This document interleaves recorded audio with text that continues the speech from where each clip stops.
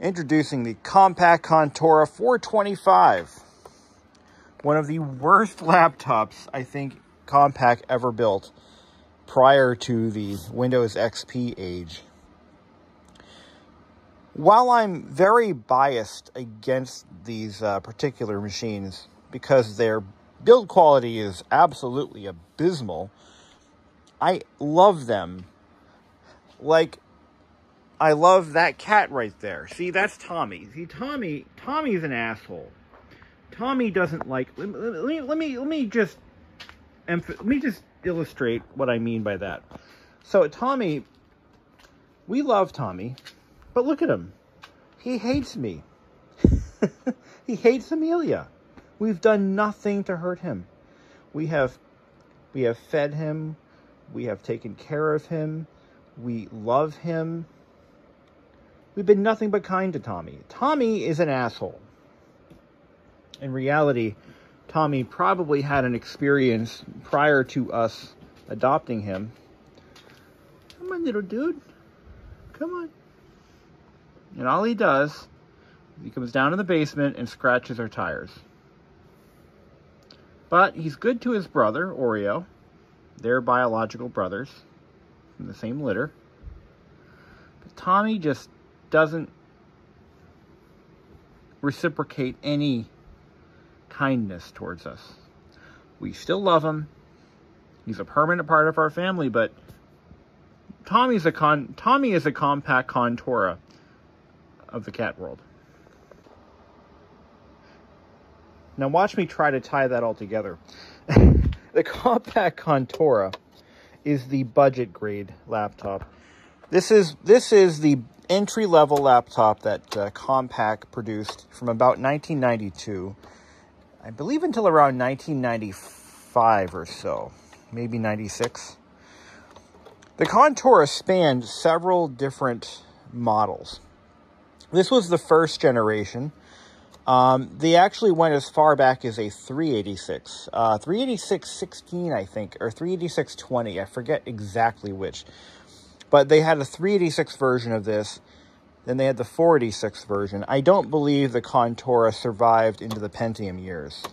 It was really just an entry-level laptop that you could buy for, and I believe these still cost around $2,000 to $3,000 when they were new, depending on options. The reason the Conturas had such a bad reputation in my book is because of they just didn't last. They were built very cheaply. The display is almost entirely snapped together aside from one screw here. The hinges are notorious for busting off the rear housing from fatigue failure. This particular one is in remarkable condition. It's not screwed together. I'm in the process of repairing it. And we'll talk a little bit about what I'm doing. Now, I first was introduced to the Contura line back in 1999 or so, maybe 2000. I had a neighbor who worked for the local Goodwill store. She was the manager. And she could not sell any computer equipment. They were not allowed, so she says, they were not allowed to sell any computer equipment of any kind. So anything that was donated that blinked and made clicky sounds had to be trashed. And they had to pay money, I believe, to recycle the equipment. Let me try to get this. It's snapped together. It's like one of those snap tight models. Let me just try to get this off that. There's a clip in the back, and it sometimes can be a stubborn little bitch, like right now. All right, let me try this again here. Oh, Jesus. There we go. Got her. Got her good. So my neighbor started getting in a couple of older laptops, and she had basically her pick of the litter. Now, laptops, doesn't matter what it is. In 1999, 2000, doesn't matter what it is or if it's broken, it's worth something. They were quite valuable. Even a busted ass piece of junk was worth a few bucks. So anyway, my neighbor would kind of pick through the stuff and take what she wanted, and then I could go through the rest and take what I wanted. Well, she got this Compaq Contura 425C that had come in, and she was going to use it for herself, but the problem was the display hinges were busted off, and the screen would just flap around. So I brought it to my house, I looked it over, I said, you know, we could probably get this part, but it's going to cost so much, and she didn't want to put money on it, into it. And it was basically the same machine that we have here, with the exception of the display. The 425C had a dual scan display, dual scan color display. Now, there is nothing worse in a laptop than a dual scan color display. They are the worst. I mean, really bad. We're talking almost unusably bad. You know, you go from a modern laptop to a dual scan color LCD, and you're gonna cry. It's that bad. This is the monochrome display, which isn't so bad. It's good for productivity, and actually, it's quite fun. It's quite useful with this display. This would have originally shipped with Windows 3.1, which is exactly what's going on it when I get it running again.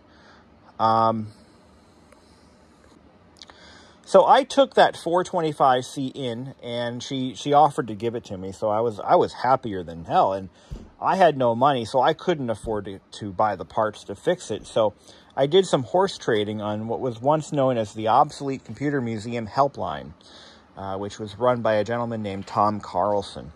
And it was a sign of the times, right? Back then, it was a free, open message board. You could post anything you wanted, no logins, no accounts, nothing. It was so simple. Just post something. And you know what? It was pretty well policed. The owner of the website would occasionally have to step in and do mass deletions of comments, but beyond that, it was pretty well run. And I actually found this gentleman who had a bunch of these old Compaqs, and they were only a couple years old at the time. You know, we're talking about 8 years old, 6, 7 years old, maybe. And I traded him the 425C for a different model that had they actually had, in the first generation, they had it was like a 5 or 6 inch active matrix color display with a built-in trackball on the lid, like other Compaq models of the time. So if you didn't have that built-in trackball, you had a Logitech manufactured a custom trackball for this model, which I am going to be purchasing one. And it clips onto the side of the keyboard, and it's kind of awkward to use, but again, this is before we had trackpads. This is before we had, well, only some manufacturers like IBM had the track points in the middle of the keyboard. So this was a different time. You know, laptops typically did not have built-in tracking devices like trackballs and such. Again, only some higher-end models did. The Contura was not a high-end laptop. The Contura was a budget-friendly, entry-level laptop, and it was really aimed towards consumers, college kids, but I don't believe these are very common in the workspace. I might be wrong on that, because I have seen there was one series called News Radio that primarily featured Apple products on the desk of Dave Foley, which was played by, was it Dave Nelson, who was played by Dave Foley. If you know the show, you know what I'm talking about. He always had a laptop on his desk, and for a couple of seasons, or maybe 1 or 2 seasons, that laptop was a Compaq Contura. So they have popped up here and there. I've seen them in TV shows from the 90s. I'm trying to think, there was another TV show I remember where there was definitely a Compaq Contura featured in the shot. And you can tell because they have the Compaq logo embossed in the back. in a wide set font. And you also have it here on the display housing. So in terms of build quality, the real issues are, again, plastic integrity, and really not much else. It is a featureless, frillless laptop. It has one expansion port for a modem. Not sure what else could be used there. I do have the escutcheon that goes here, by the way. That is actually in the bag of parts I have for this. No PC card slots, no docking station. So this was not, again, this was not your corporate workhorse. This was your consumer class, your college kids, your teachers maybe. Nothing more than that. That's exactly who the target audience was for this. What makes this one so special is the condition that the shell is in. I've never seen one with a rear port door. I have never seen the port door for this. None of the ones I ever had that door. If anyone has a lead on one, I'd love to hear from you.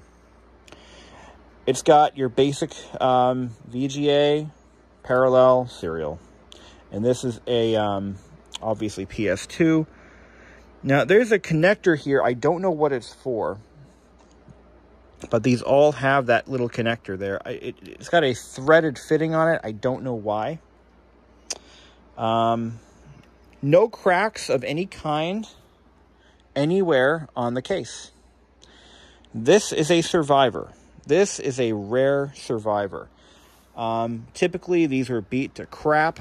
Oh, it does have a 3.5-inch floppy. This is a Canon floppy drive, which I am told does not have the infamous belt error issue. So the floppy drives in certain compact laptops were belt driven. I know the LTE series was affected by this. And the belts are fine when the laptops were 5, 10, 15 years old, but now that they're pushing 30, those belts are starting to melt. So it's got a few blemishes, a few scratches, scuffs, nothing I'm too concerned about. The latch is broken internally. I have a fix for this. It's not a big deal. I'll show that in another video. CMOS battery is obviously dead. I have removed it. And the main battery is also dead, which I have removed. The hard drive I still have. My coworker has it. So this was given to me by my coworker who recently lost his father. And his father had a lot of old computer equipment just kicking around. And this is, he showed me a box of stuff and asked if I wanted any of it. And I said, yes, I'll take this. I've had other Contours in the past. I've had two Compaq Contura Aeros. The 433, I think it was. Now, the Aero was the sub-notebook version of this. It was a very compact shell. It also had a... it had... The one I had a single scan monoraw. I've been working on radios. A single scan monochrome monitor display, LCD display. The dual scan displays split the display is split in half horizontally, and each section is processed separate or by its own processing module, if you will. I'm simplifying, okay? So what that means is the display redraws twice as fast versus a single scan where you get the entire image is drawn by one processing module. I don't know what it's called, but it's you want to know more about it, you can go to Wiki or read the comments. Someone's going to fill in the blanks. The single scans do not have that visible horizontal line that you'll see when we get this thing running. Instead, it's a monolithic image. It's one image drawn in such a way that you can see a horizontal kind of wave go down the screen, and that is normal for those. So the dual scan was an upgrade from that. The Aero got the single scan. I think it was for power savings or cost savings or weight savings or all of the above. What else? The Aero has an external floppy drive. This one has an internal floppy drive. And the Aero also has a built-in trackball in the display as standard equipment. Whereas only the certain models of the Contura first edition had the built-in trackball. Now, at one point, so I've had a lot of these. I've had probably about 6 of these things over the years. And the best one I had a rebuilt battery when I got it. I got it back in probably 2000. And one of my former teachers was looking for a laptop to take on a vacation with her, and all she had was a PowerBook 140. So I said, well, you know what? I've got this old laptop that would do exactly what you want to do. It's got a functioning battery and it works and everything. So I traded her my 425, which is the exact same model as this, for her PowerBook 140. And I haven't heard from her since. That was, no, true story. So I'm sure it did the job. And that PowerBook 140, by the way, got me through most of 9th grade. So, where do we go from here? Now, this one's got some keyboard wear. What I'm going to do is I'm going to probably buy a parts unit. I'm going to go on eBay and see what else is out there. And I'd like to find another keyboard because this one's got a lot of wear on it. This one was used and abused. But the biggest problem this laptop has is all of these threaded bosses are sheared off here, here, and here. And that is a common issue with this model. You see how thin-walled that plastic is? A lot of stress. A lot of stress for a part like that. And these are structural, so they're holding the entire laptop together. So in this video, we're going to try to fix those. I've got a few ideas up my sleeve, and I want to just see how things go. And yeah, so I've had the display apart already, off camera, and all of the mounts for there's 4 mounts for the hinges, and they're in perfect condition. No crack. There's a hairline crack in one of them, which I will zap and reinforce, but there is no breakage. And we've got the latch to deal with, so we'll be fixing that too. My plan for the latch is actually to use silicone. I'm going to actually squeeze a little bit of silicone. I'll show you what I mean in a second. Well, not this next video.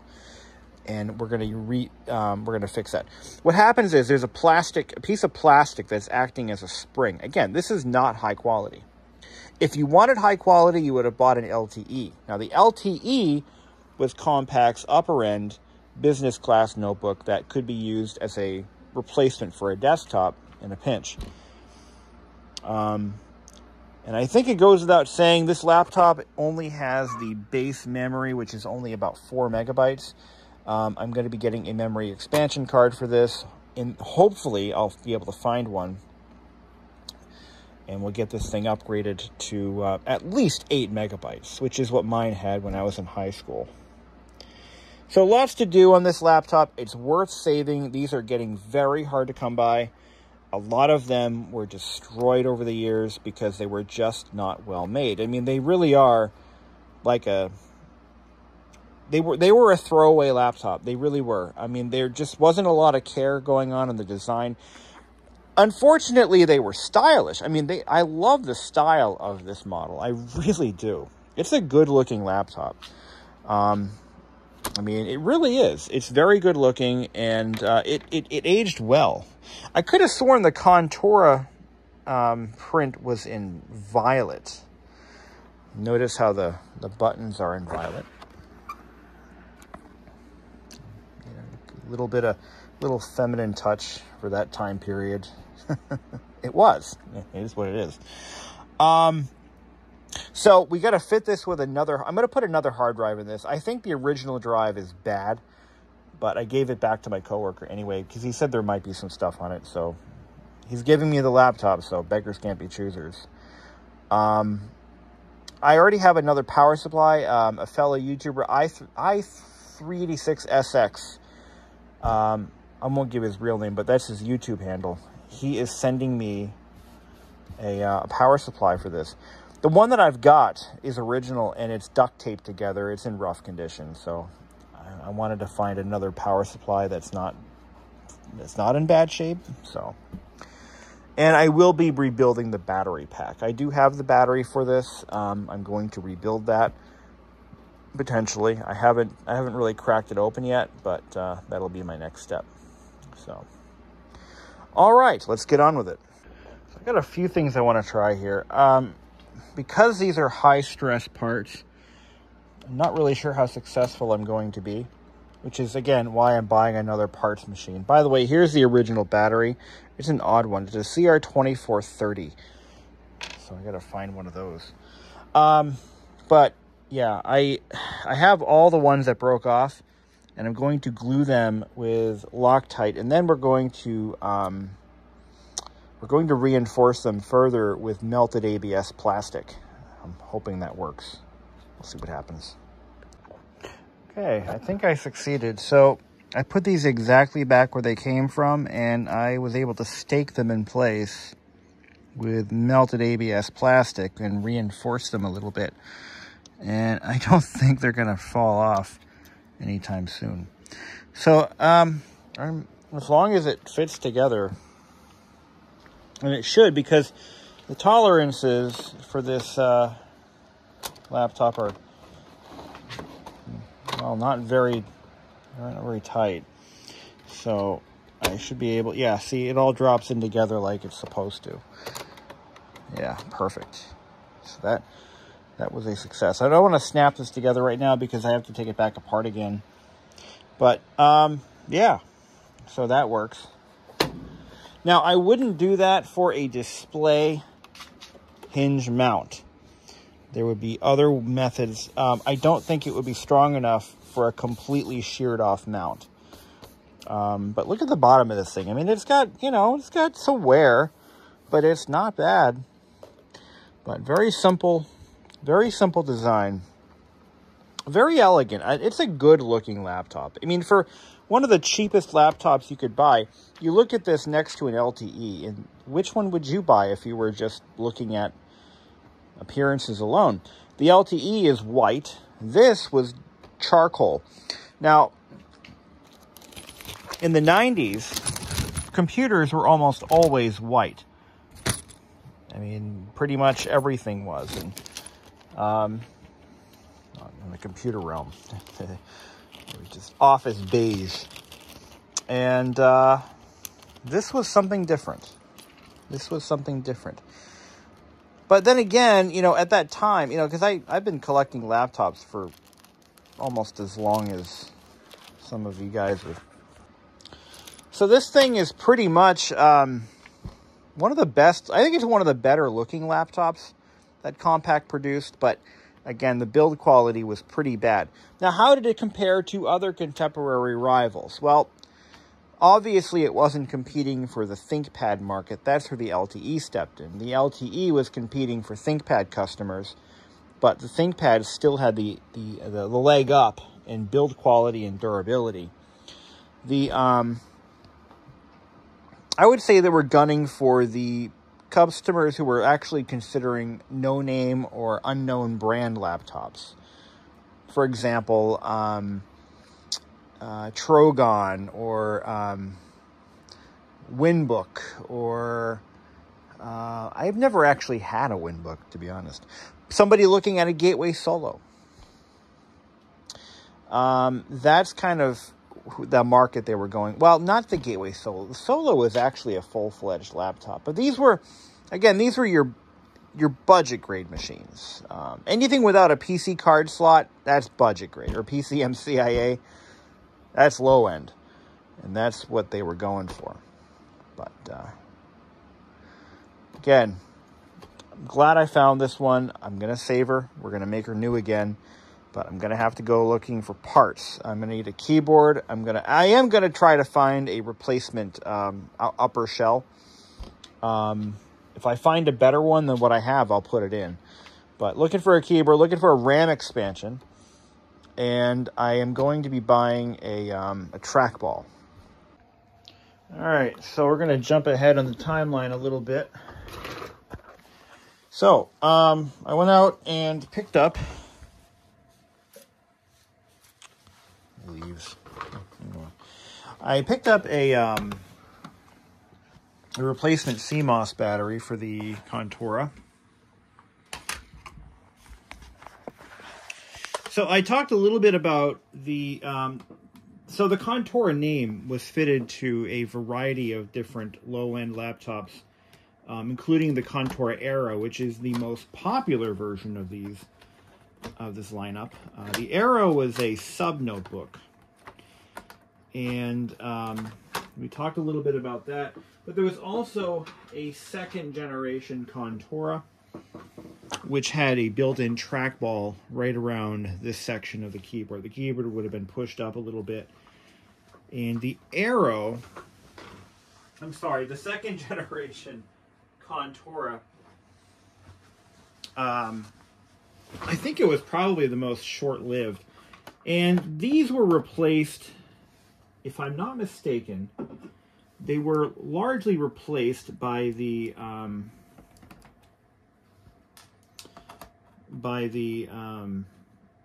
Presario line of consumer notebooks. So the Presario desktops came out sometime in, I believe, 97, 98. And right around coincided with the end of the lifespan of the, or life cycle of the Contura laptops. So these, yeah. So the Presario became the darling of the college student, and which was a slot that was previously held by the Contura. Now, the Contura is not a bad laptop. I think I was a little harsh. I was rewatching some of the footage I shot earlier. I'm like, I was a little harsh on this machine. The real problems with the Contura was, I mean, it wasn't built for to be the ideal business laptop, okay?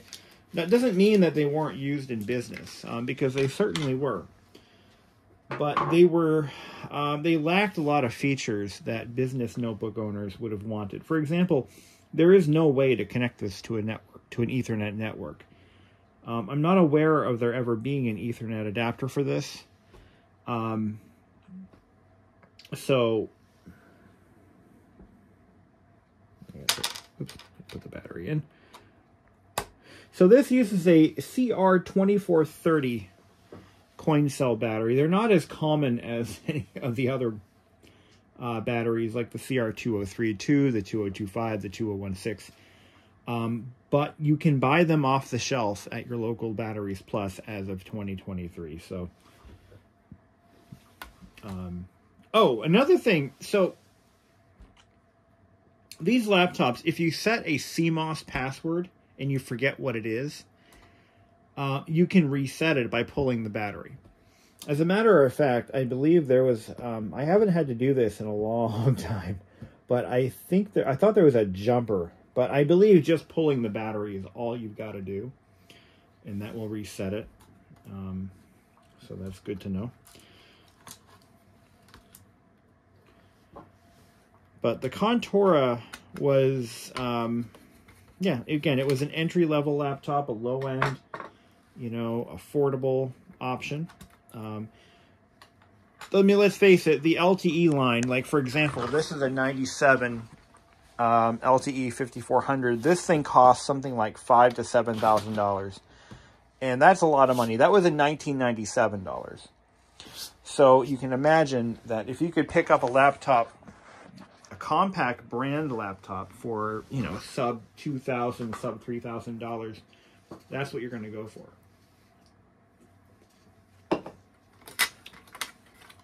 Now, I have an original hard drive that I believe actually came from a Contura. It's right here. This is a Connor, so chances are it's going to be stuck. But this would have, I vaguely recall pulling this from a Contura that I had in my, I think I pulled it from the trash many years ago. And the machine was functional, but the plastics were so far damaged that I just decided not to salvage it. So that drive should work. should just boot right up, actually. I don't want to button everything up just yet because I also want to get a RAM expansion card for this, and there's a few of them available. I just need to make sure I get the right one. Because the Aero, the second generation, and the first generation all use different cards. So, what I'm actually looking at doing at this point is buying a parts machine, and I don't want to overpay for it. There's a few of them currently for sale on a variety of places, eBay being one of them. And I'm considering shelling out a little bit of money for one. So we'll see how that goes. But this one's in pretty good shape. I just want to have, I'd like to find a replacement top case that isn't repaired. Just because if there's one available, I want it. I want to save this machine. This is one that we're going to preserve. And that means finding the best parts to put it together. So I'm putting the screws into the hard drive carrier. The original drive is still available to me if I want it, but it's going to take some time. My coworker's father passed away, and it may or may not contain some data that he wants to preserve. So we'll respect that, and make sure these pins are straight, because they're perfectly straight. Okay. Yeah, this drive has the Compaq spare parts sticker on it, so it's the real deal. We're just going to make sure that we line everything up correctly, because you only get one shot. And is that it? Yeah, that's it. There we go. Okay, the drive is in. We'll set the key. Got to get the keyboard connected. Now this one, one of the keyboard cable stays broke off, and I have to figure out a way to get that back together again. It shouldn't be too difficult. Sometimes these clips break off, and that's pretty typical. They're not really all that strong anyway. It's just important that you don't lose the parts, and you can snap them back together again during reassembly. And if not, I'm going to have to find, like I said, I'm going to have to probably just bone up and buy another machine for parts. So that's probably going to have to happen anyway. But what are you going to do? I think it goes in the other way. Okay, so that slips in like that, and then that should just lock it in. Yeah, that's good. I've had those locks break off before on other machines. It's a thing. The question is, will it stay in position, or do I have to continuously fight it? Make sure it's all the way in, just like that. As long as it doesn't get disturbed, it'll be fine. But yeah, little things like that is why I want to get a parts machine. I'm sure one of my viewers has one they're looking to sell. So if you're watching this video, you've got a pile of these things sitting around and you want to make a few bucks, I'm your guy. I've already got a replacement power supply. One of my fellow viewers actually sent it to me after we discussed it on a live chat. So that was very, very nice. I believe it was I80386. That's his YouTube handle. So thanks again. I would use your real name, but I won't, because yeah, I think that's very nice. Okay, at this point, why don't we put the battery in and see if it'll take a charge? Now, the battery is a replacement. It's an Energy Plus. I see a lot of these in these old laptops. And we're gonna put that in there and see if it'll take a charge. We're gonna use the power supply that was sent to me, and it's actually a lot larger than the one used on the LTE. Where is my Molex power supply plug? Do I have one kicking around here? Oh, there's one. Let's use that.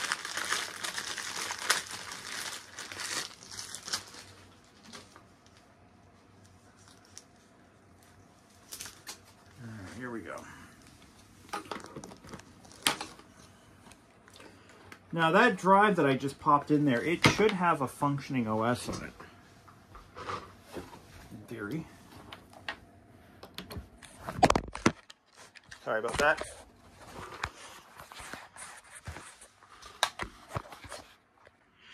All right, let's light her up and see what happens.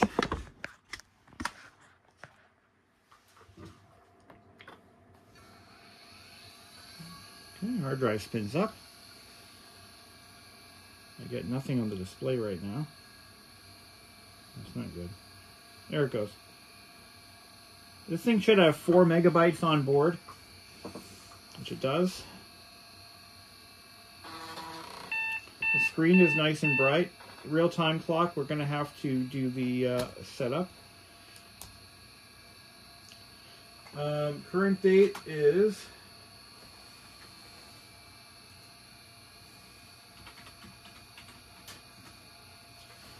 (1/20/2023). So one. Oh, the keyboard.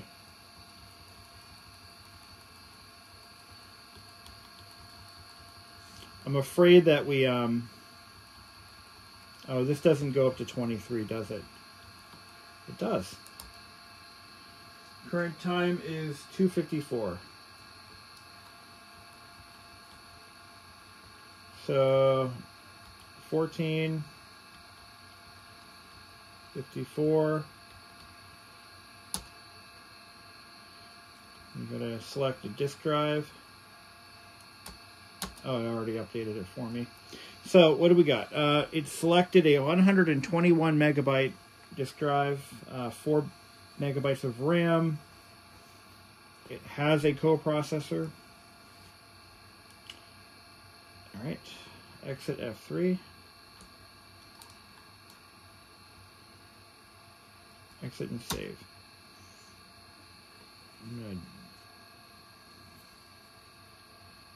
So the drive, I don't know what's on this drive. Oh, you can't really see the screen, can you? Let's see what happens. Ooh, it's bootable. It's got a mouse driver on it. Windows 3.1 Compaq. It did come from a Compaq Contura, didn't it? So we can't erase that drive. No, we have to leave that alone.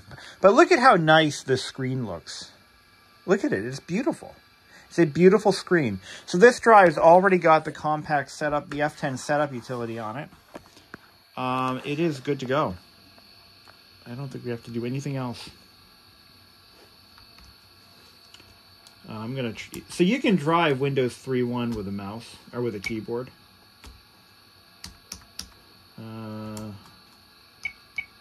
There we go.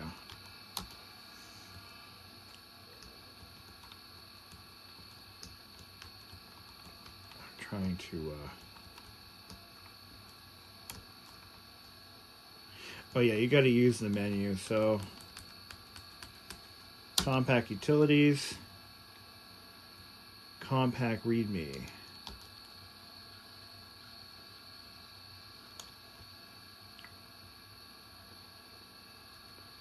Compaq ProLinea personal computers.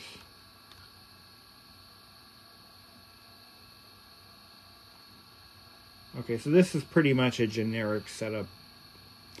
This isn't from a ProLinea. This is actually from a Contura. So, so that's a generic Let's see if I can put this back into view. Power conservation utility.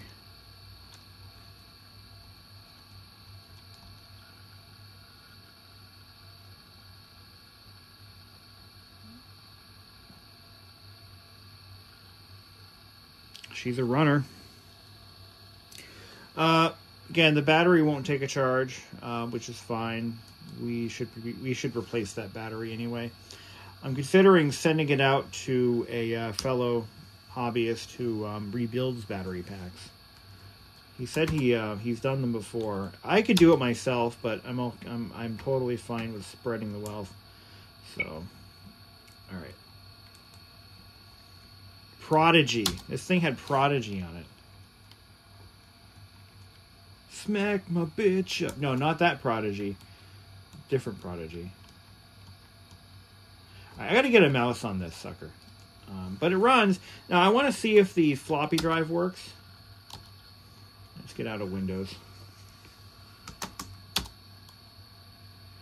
It's got some guy named Dave, all of his stuff on here. This is cool. That was a perfect fit. I bet you this thing had the 80 megabyte hard drive in it from the factory. Just a gut feeling tells me it's probably not didn't have the biggest drive. I think 120 was probably the biggest drive you could get on a Contura. Now this has a Canon floppy drive. Now the models that were equipped with a Citizen floppy drive had problems. Let's do a quick format of drive A. Let's see if that works.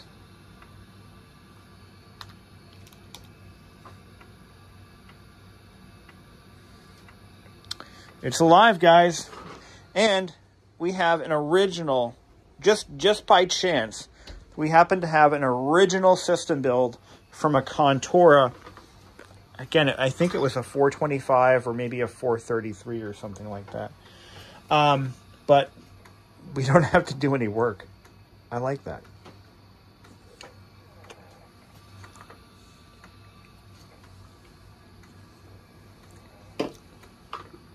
So, drive sounds like it works. That's good news. Right, Oreo? So I was talking about how this machine wouldn't be suitable for the commercial or business environment. So reasons being, again, no dock connector, so no optional docks, no PC card slot. That's a huge one right there, because all of business uses token ring, Ethernet, and you would simply add those functions by slipping in a card. Can't do that on this model. It has a modem-only option. The lack of really any case stiffening gives it very poor construction quality, and it really isn't likely to survive much of a fall. Let me do a quick scan disk on this thing. Oh, VER, what do we got? DOS 6. So there should be scan disk on DOS 6, no? I have DOS 622 upgrade. We can run that. Let's see. Yeah, let's get a mouse on this and we'll play around. All right, so now it should boot up without any fanfare. Yeah, the screen is good and bright. Pretty good contrast. Fairly even. I don't see any splotchiness. Some of these have wicked splotchy displays. Oh, we got a floppy in that drive, so that shouldn't scare you. Keep that up. Okay, so we got all the original stuff on here. Will you stop opening my door? I've got the heat going, buddy. Come on. In or out? I need to put a cat door in this door. That's it. Bottom line. I'm gonna have to do that. All right. So our mouse driver, no bueno. The The only thing is, now this was actually a selling feature for these.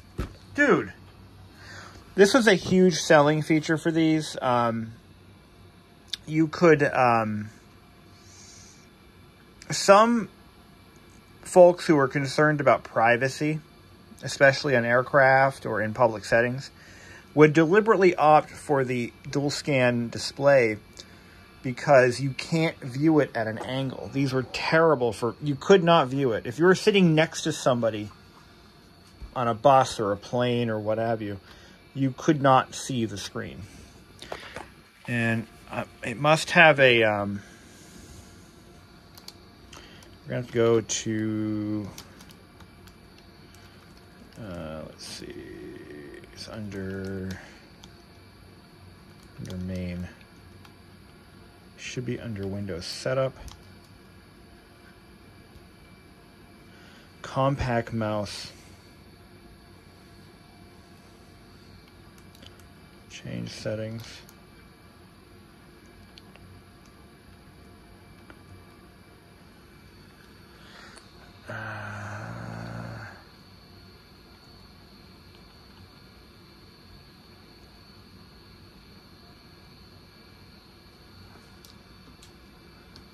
Let's change that to that one. Start Windows. There. Keep the heat in. But now what's going to happen is he's going to scratch at the door. Still no mouse. I'm going to have to, I wonder if there's a problem with the port. That happens. That can happen. Found the problem. The entire port is broken off the board, so we have to do some surgery. I was afraid of that. Well, I'm going to disassemble the whole thing. And something burnt. Something let go. It smells like fish. I don't know what that is, but something's not right. That's not normal. So we may be forced into buying a parts machine after all. Well, let's get the board out and see how extensive the damage is. Okay, now we're getting somewhere. I figured out where that smell came from. So there's a burnt trace right there. Burned clear through. We've got to replace all of these caps. This one in the forefront is leaking. You can tell by the discoloration on the yeah, so that got hot and then it let go. That whole thing is gone. It's fixable, but you know. The PS2 port has broken free from the board. So that might have been related. So here's what I suspect. The port was broken, not to my knowledge, and it shorted out and it caused a little backup of power going all the way back through here. So yeah, I don't think I don't have any of these caps on hand. I'm gonna have to buy them. So what I'm gonna do is before I go any further, I'm gonna find myself a parts machine. We don't know if there's any further damage on the board that isn't easily detectable, so I'm gonna have to find a parts machine for a if I can find a power supply that hasn't blown up yet, I can then recap that one. I'd rather recap a different one than this one. This is the DC to DC board. So we're not out of the woods, but she runs. We've got a good working drive. So all the hard bits, all the difficult stuff, that's already resolved. Let's pull this battery out so that nothing happens. And I'm going to put this project aside. I'm going to go shopping for a parts machine. We've got a good shell here. I think we can save everything here, but I'd rather do it on a board that hasn't been blown to bits. Yeah, I think that's fair enough, right? But yeah, simply recapping this and repairing that trace could potentially fix what's wrong with it. And again, that PS2 port, I'll have to fix that too. There are no electrolytics on the motherboard on this machine, so that's kind of nice. It's all here on the DC to DC board. So these things happen. So yeah, we don't know what other collateral damage might have resulted from that. And that trace got nice and toasty. It goes all the way to the other side here, where it has delaminated off the board. Oh my. It goes all the way through. Now, is it possible that that could be from a battery short? It's hard to tell. Yeah, it got hit pretty hard. And that trace goes to the board. Which pin is that? 1, 2, 3, 4. It looks like it goes to pin 4 potentially, but it's hard to say. On the other side of that board,